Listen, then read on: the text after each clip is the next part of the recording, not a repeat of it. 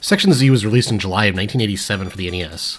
Developed and published by Capcom, this port of the 1985 arcade shoot-'em-up is fairly faithful to the arcade release, with its controls and level design being slightly altered. The game is a horizontal, side-scrolling shoot-'em-up that gives you the ability to shoot either left or right. This is modified from the arcade, where you're able to shoot left or right by pressing a button to control which way you're facing, rather than just turning left or right by pressing A or B. The game also features a small amount of health, allowing you to get hit a few times before death. This makes Section Z the first shmup on the NES to have health rather than one-hit deaths. Like other games in the shoot-'em-up genre, there's power-ups you're able to acquire on each level.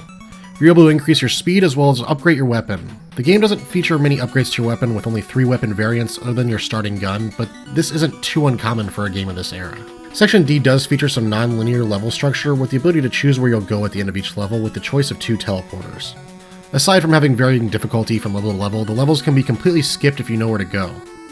The game consists of 3 main stages, each containing 20 sections or levels. At the end of each stage, you'll destroy the main stage's 2 power generators and you'll fight a boss at the end, moving on to the next stage.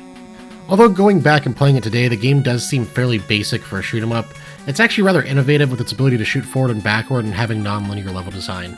Graphically, the game seems pretty basic looking, however, so is the arcade version.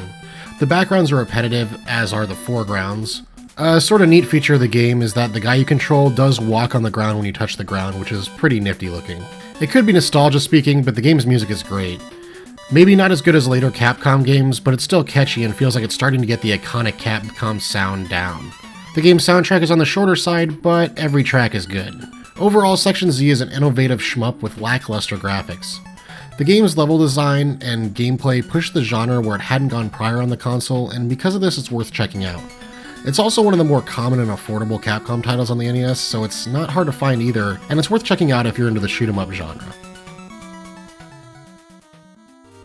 NES Chronology is a Patreon-supported show, and would not be possible without the support of its patrons. If you'd like to support the show and receive some perks, click the logo and give what you can.